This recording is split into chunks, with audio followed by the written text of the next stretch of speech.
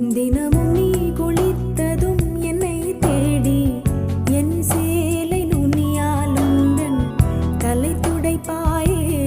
அது கவிதை திரு